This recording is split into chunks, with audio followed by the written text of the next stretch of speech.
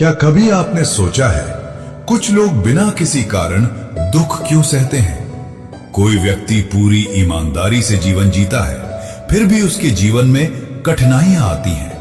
और कोई छल, कपट, झूठ और अन्याय करके भी कुछ समय तक सुखी दिखाई देता है। ये देखकर मन में एक प्रश्न अवश्य उठता है, क्या वास्तव में न्याय है?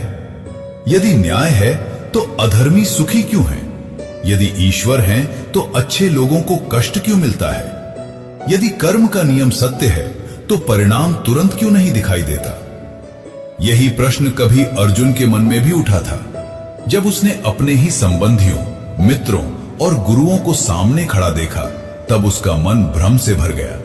तब भगवान श्री कृष्ण ने एक ऐसा ज्ञान दिया जो केवल युद्ध भूमि के लिए नहीं था, बल्कि हर मनुष्य के पूरे जीवन के लिए था। उन्होंने बताया, इस संसार में कोई भी कर्म व्यर्थ नहीं जाता। हर विचार, हर शब्द, हर कर्म समय आने पर अपना फल अवश्य देता है।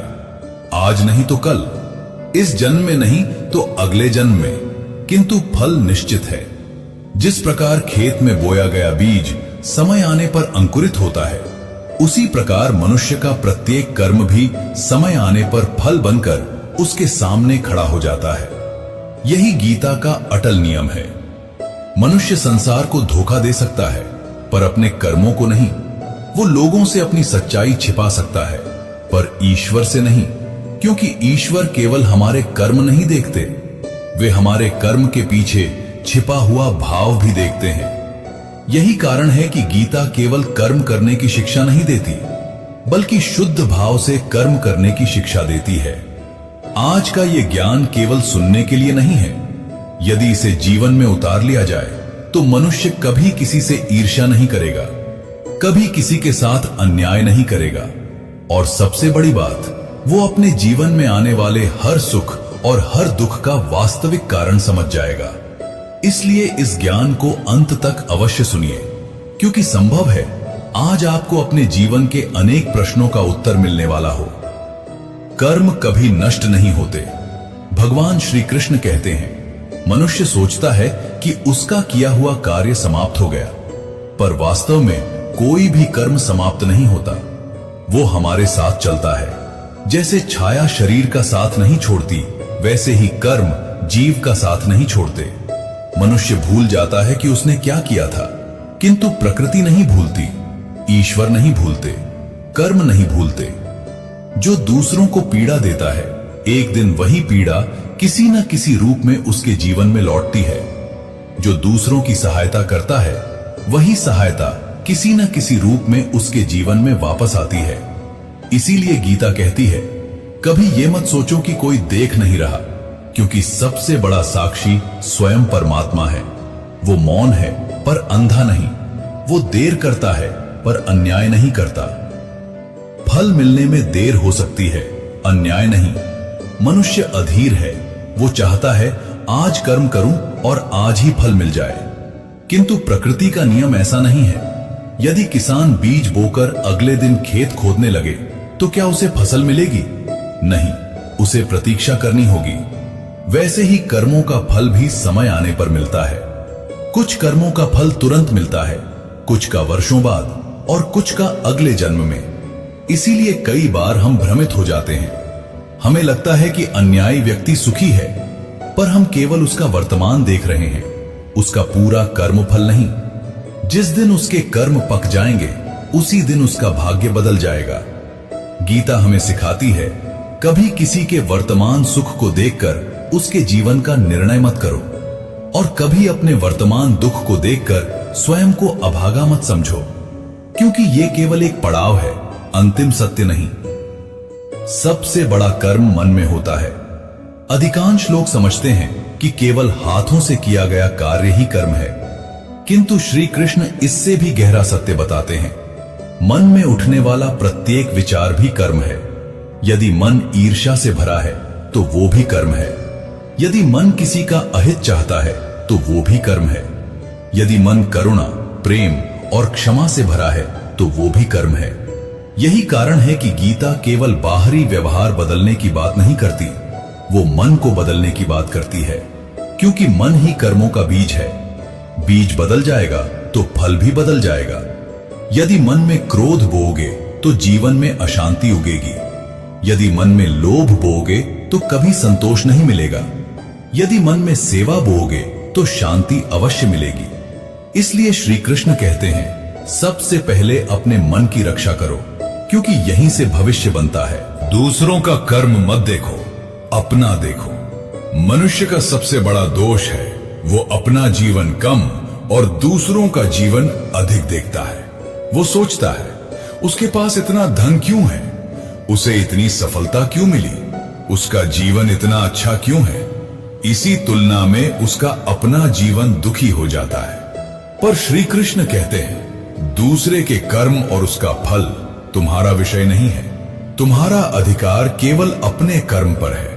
जो अपना कर्म छोड़कर दूसरों का जीवन देखने लगता है वो अपना वर्तमान भी खो देता है। दूसरों का सुख देखकर ईर्ष्या मत करो, क्योंकि तुम उसके कर्म नहीं जानते। दूसरों का दुख देखकर घमंड मत करो, क्योंकि तुम अपना भविष्य नहीं जानते। इसलिए बुद्धिमान वही है जो प्रतिदिन स्वयं से पूछे, क्या आज मैंने किसी का भला किया? क्या आज मैंने किसी को दुख पहुंचाया? क्या आज मेरा मन पहले से अधिक पवित्र हुआ? यही प्रश्न मनुष्य को भीतर से बदल देते हैं और यही गीता का वास्तविक अभ्यास है। क्या आपने कभी किसी ऐसे व्यक्ति को देखा है जो किसी का बुरा नहीं करता, सबकी सहायता करता है, सत्य बोलता है, फिर भी उसके जीवन में एक के बाद एक कठिनाइयां आती रहती हैं? और दूसरी ओर कोई व्यक्ति छल करता है, झूठ बोलता है, दूसरों का अधिकार छीन लेता है, फिर भी उसका व्यापार बढ़ता जाता है, धन बढ़ता जाता है, लोग उसका सम्मान भी करते दिखाई देते हैं। तब मन के भीतर एक आवाज उठती है, यदि कर्म का नियम सत्य है तो ऐसा क्यों हो रहा है? यही वो प्रश्न है जो मनुष्य के विश्वास को सबसे अधिक डगमगाता है। कई लोग इसी कारण ईश्वर पर संदेह करने लगते हैं। कई लोग सोचते हैं, यदि बुराई करने वाले ही सुखी हैं तो फिर अच्छा बनने का क्या लाभ?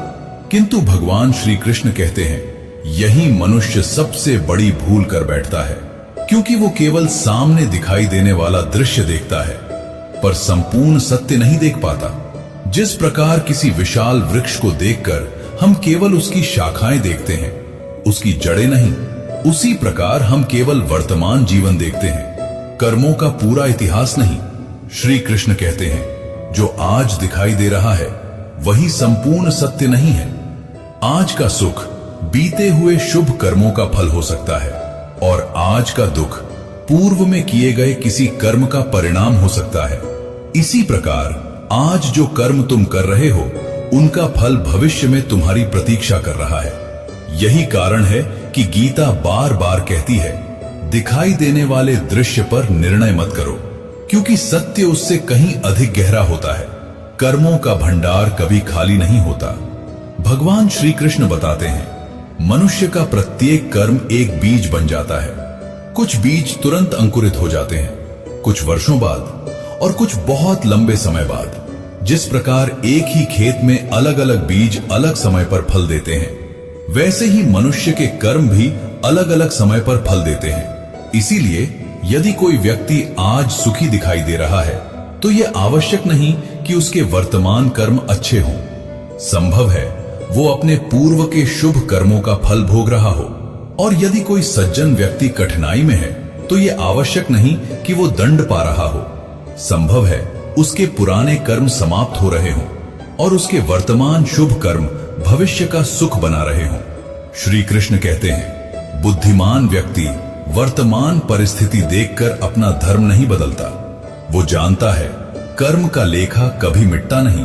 अधर्म का सुख बहुत छोटा होता है। मनुष्य को सबसे अधिक भ्रम तब होता है जब वो किसी अधर्मी को सुखी देखता है। उसे लगता है अन्याय करके भी लोग सफल हो रहे हैं। पर श्री कृष्ण कहते हैं, अधर्म कभी स्थायी सुख नहीं देता, वो केवल थोड़े समय का भ्रम देता है।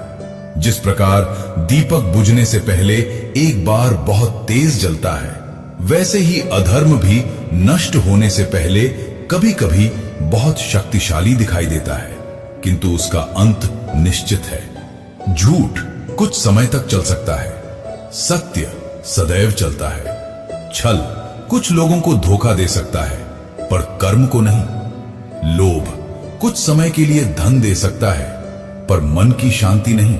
इसलिए श्री कृष्ण कहते हैं, दूसरों की चमक देखकर अपने चरित्र का सौदा मत करो। क्षण भर का लाभ जीवन भर का दुख बन सकता है। ईश्वर दंड नहीं देते, कर्म ही फल देता है। बहुत लोग सोचते हैं ईश्वर क्रोधित होकर दंड देते हैं, किंतु गीता का ज्ञान इससे भिन्न है।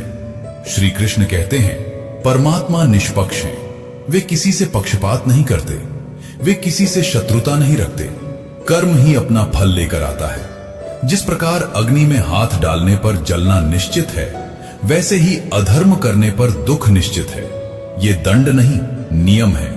और जिस प्रकार मीठा फल खाने पर मिठास मिलती है, वैसे ही शुभ कर्म करने पर शांति मिलती है। ये पुरस्कार नहीं, प्रकृति का नियम है। इसलिए श्री कृष्ण कहते हैं, अपने जीवन में जो बोगे वही एक दिन काटोगे। दुख भी कई बार कृपा होता है।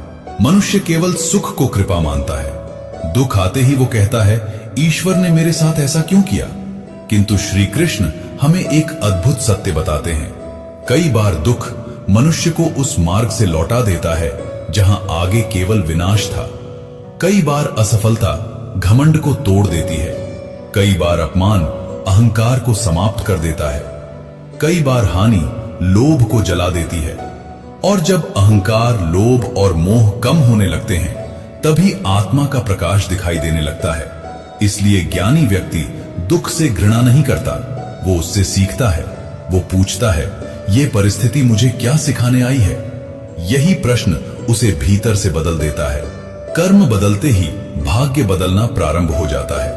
बहुत लोग कहते हैं मेरा भाग्य खराब है, पर श्री कृष्ण कहते हैं, भाग्य कोई स्थिर पत्थर नहीं है। भाग्य पुराने कर्मों का फल है, और आज का कर्म आने वाले भाग्य का निर्माण है। यदि आज से मनुष्य सत्य बोलना प्रारंभ करे, यदि आज से सेवा करना प्रारंभ करे, यदि आज से अपने क्रोध पर नियंत्रण करना प्रारंभ करे, यदि आज से लोभ छोड़ दे, तो उसी क्षण उसका नया भाग्य बनना प्रारंभ हो जाता है। फल आने में समय लगेगा, किंतु परिवर्तन उसी दिन आरंभ हो जाता है। जिस प्रकार सूर्योदय होने से पहले आकाश धीरे धीरे उजाला होने लगता है, वैसे ही शुभ कर्म करते ही जीवन का भविष्य बदलना प्रारंभ हो जाता है।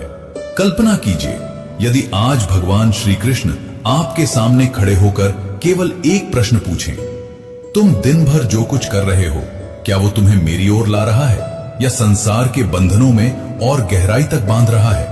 क्या आपके पास इसका उत्तर होगा? हम प्रतिदिन सैकड़ों कर्म करते हैं, चलते हैं, बोलते हैं, कमाते हैं, परिवार का पालन करते हैं, लोगों से मिलते हैं, निर्णय लेते हैं, क्रोध करते हैं, प्रेम करते हैं, दान करते हैं, और कभी कभी किसी का दिल भी दुखा देते हैं। हमें लगता है कि यही जीवन है, पर श्री कृष्ण कहते हैं, कर्म समस्या नहीं है, समस्या है कर्म के पीछे छिपा हुआ भाव। एक ही कार्य दो अलग अलग लोगों को दो बिल्कुल भिन्न परिणाम दे सकता है। एक व्यक्ति दान करता है ताकि लोग उसकी प्रशंसा करें, दूसरा व्यक्ति दान करता है क्योंकि उसके हृदय में करुणा है। बाहर से दोनों का कर्म एक जैसा दिखाई देता है, पर भीतर से दोनों आकाश और धरती जितने अलग हैं। एक का कर्म बंधन बन जाता है, दूसरे का कर्म आत्मा को निर्मल कर देता है। यही गीता का अत्यंत गहरा रहस्य है। श्री कृष्ण कहते हैं, मनुष्य कर्म से नहीं, कर्म के प्रति अपनी आसक्ति से बंधता है। जिस दिन ये बात समझ में आ जाती है, उसी दिन जीवन का पूरा दृष्टिकोण बदल जाता है। फल की लालसा सबसे बड़ा बंधन है। भगवान श्री कृष्ण कहते हैं, मनुष्य का अधिकार केवल कर्म करने में है, फल पर नहीं। इसका अर्थ ये नहीं कि फल की आवश्यकता नहीं है, अर्थ यह है फल की चिंता मन पर अधिकार न कर ले। जब मनुष्य हर कार्य केवल लाभ के लिए करता है, तो उसका मन हर समय भय में जीता है। यदि लाभ नहीं मिला तो, यदि सम्मान नहीं मिला तो, यदि लोग मेरी प्रशंसा नहीं करेंगे तो, यदि मैं हार गया तो, यही भय मनुष्य की शांति छीन लेता है।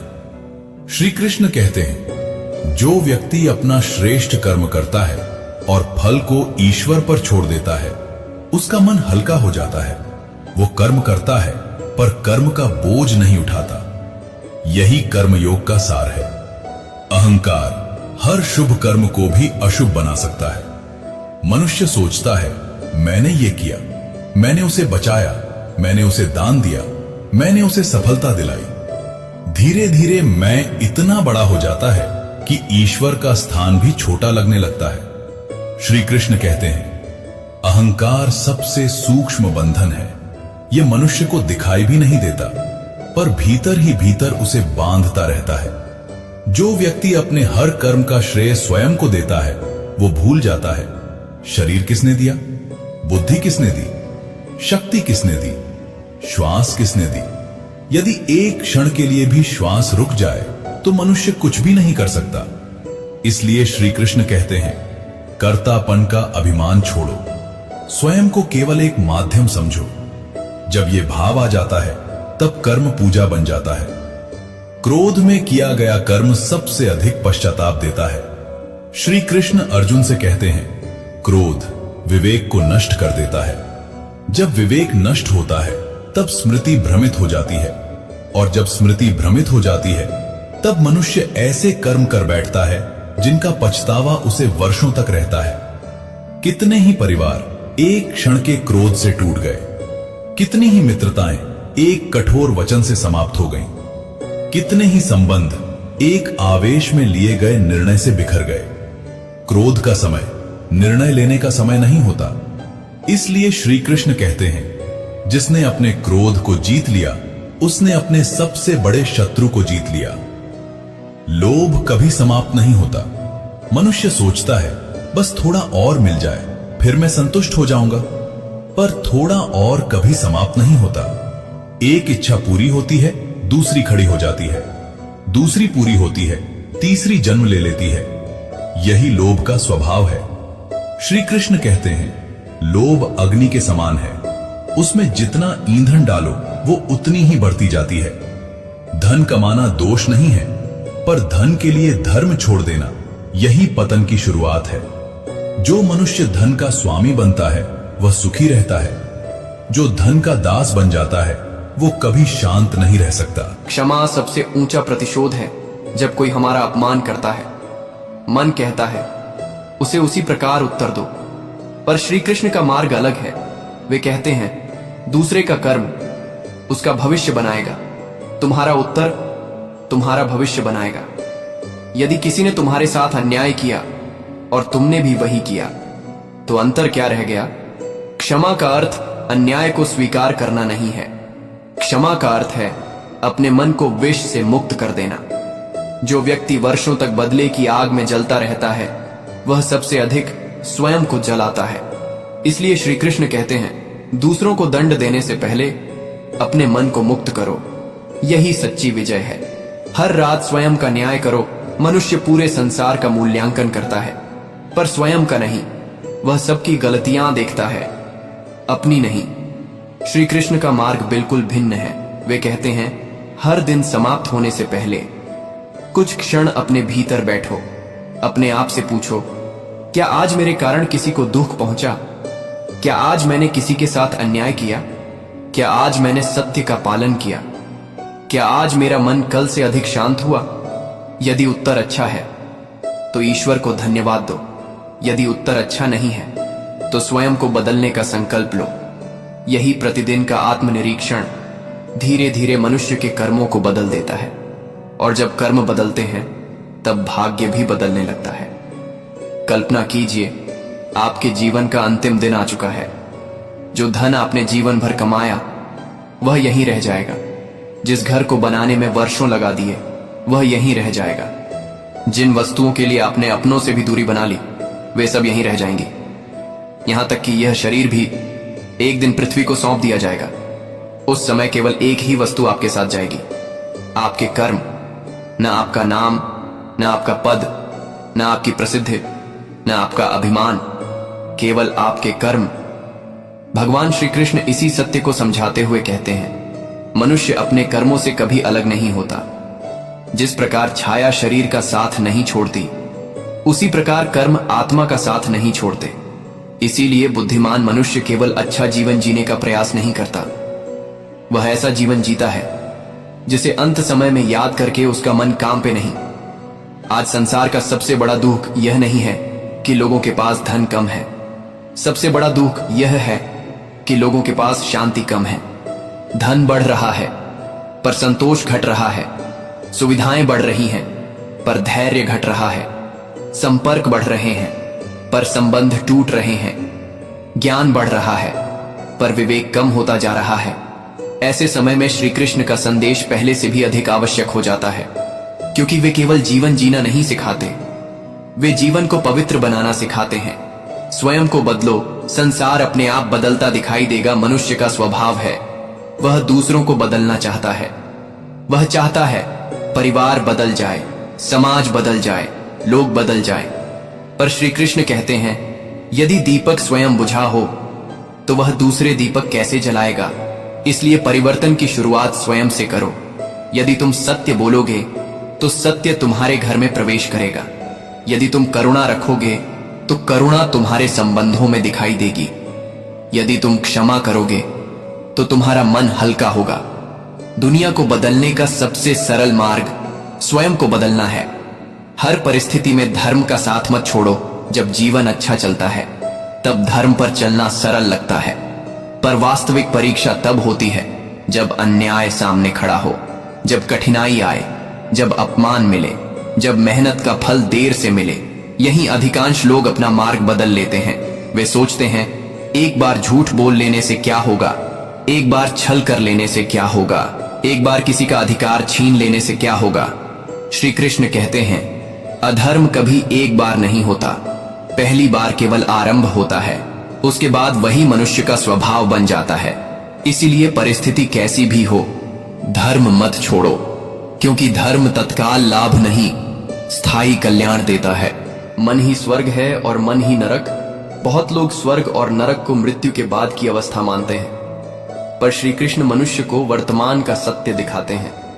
जिस मन में ईर्ष्या है वही नरक है, जिस मन में लोभ है वही नरक है, जिस मन में क्रोध की आग जल रही है वही नरक है, और जिस मन में संतोष है वही स्वर्ग है। जिस मन में करुणा है वही स्वर्ग है, जिस मन में ईश्वर का स्मरण है वही स्वर्ग है। इसीलिए बाहरी परिस्थितियां बदलने से पहले अपने मन को बदलो। मन बदल गया तो जीवन का अनुभव बदल जाएगा। मृत्यु से पहले जाग जाना ही सबसे बड़ी बुद्धिमानी है। मनुष्य सोचता है, अभी बहुत समय है, बाद में सुधर जाऊंगा, बाद में पूजा करूंगा, बाद में सत्य का मार्ग अपनाऊंगा, बाद में क्रोध छोड़ दूंगा, बाद में लोभ छोड़ दूंगा।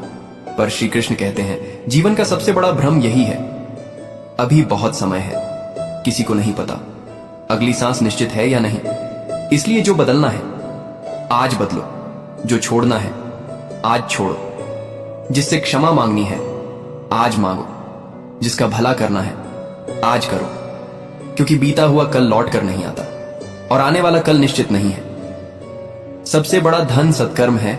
जीवन के अंत में कोई यह नहीं पूछेगा तुम्हारे पास कितना धन था, कितनी भूमि थी, कितना वैभव था। श्री कृष्ण के अनुसार वास्तविक प्रश्न यह होगा, क्या तुम्हारे कारण किसी के आंसू रुके? क्या तुम्हारे कारण किसी के जीवन में आशा आई? क्या तुम्हारे कारण किसी भूखे को अन्न मिला? क्या तुम्हारे कारण किसी निराश व्यक्ति को सहारा मिला? क्या तुम्हारे कर्मों ने तुम्हारे मन को निर्मल बनाया? यही वह धन है जो मृत्यु के बाद भी आत्मा के साथ चलता है, बाकी सब यहीं रह जाता है। श्री कृष्ण का अंतिम संदेश, अंत में भगवान श्री कृष्ण मनुष्य को भय नहीं देते, वे उसे आश्वासन देते हैं। वे कहते हैं, यदि मनुष्य सच्चे हृदय से अपने जीवन को सुधारना प्रारंभ कर दे, यदि वह धर्म का मार्ग अपनाए, यदि वह अपने कर्मों को पवित्र बनाए, यदि वह अहंकार, लोभ, क्रोध और द्वेष को छोड़ने का प्रयास करे, तो उसका प्रत्येक शुभ कर्म उसे परम कल्याण की ओर ले जाता है। कोई भी शुभ प्रयास व्यर्थ नहीं जाता, कोई भी सच्चा पश्चाताप व्यर्थ नहीं जाता, कोई भी निष्काम सेवा व्यर्थ नहीं जाती, और कोई भी ईश्वर स्मरण व्यर्थ नहीं जाता। यही गीता का अमर वचन है।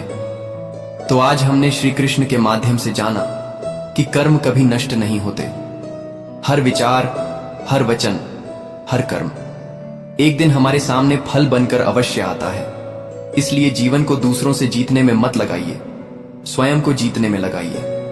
दूसरों की गलतियां गिनने में समय मत बिताइए, अपने मन को पवित्र बनाने में लगाइए। क्षणिक लाभ के लिए अपने चरित्र का त्याग मत कीजिए, क्योंकि धन खोकर मनुष्य फिर से धन कमा सकता है, पर चरित्र खोकर वह स्वयं को खो देता है। याद रखिए, कर्मों का न्याय देर से हो सकता है, पर कभी अंधा नहीं होता। और जिस दिन मनुष्य इस एक सत्य को अपने जीवन में उतार लेता है, उसी दिन उसका जीवन भीतर से बदलना प्रारंभ हो जाता है। यदि आज श्री कृष्ण का यह दिव्य ज्ञान आपके हृदय तक पहुंचा हो, यदि इसने आपको अपने जीवन को नए दृष्टिकोण से देखने की प्रेरणा दी हो, तो इस ज्ञान को केवल अपने तक सीमित मत रखिए। जिस प्रकार एक दीपक दूसरे दीपक को जलाकर स्वयं कम नहीं होता, उसी प्रकार गीता का ज्ञान बांटने से घटता नहीं, बल्कि और अधिक प्रकाश फैलाता है। इसलिए इस प्रवचन को अपने परिवार, मित्रों और उन सभी लोगों तक अवश्य पहुंचाइए जिन्हें जीवन में सत्य, शांति और धर्म का मार्ग चाहिए। और यदि आप प्रतिदिन श्री कृष्ण की गीता से ऐसे ही गहरे जीवनोपयोगी ज्ञान सुनना चाहते हैं, तो हमारे साथ जुड़े रहिए। हमारा उद्देश्य केवल कथाएं सुनाना नहीं, बल्कि गीता के अमर ज्ञान को जीवन का हिस्सा बनाना है। अंत में बस इतना स्मरण रखिए, मनुष्य अपने भाग्य से नहीं, अपने कर्मों से महान बनता है। और जो अपने कर्मों को श्री कृष्ण के उपदेशों के अनुसार पवित्र बना लेता है, उसका जीवन ही उसकी सबसे बड़ी पूजा बन जाता है। राधे राधे।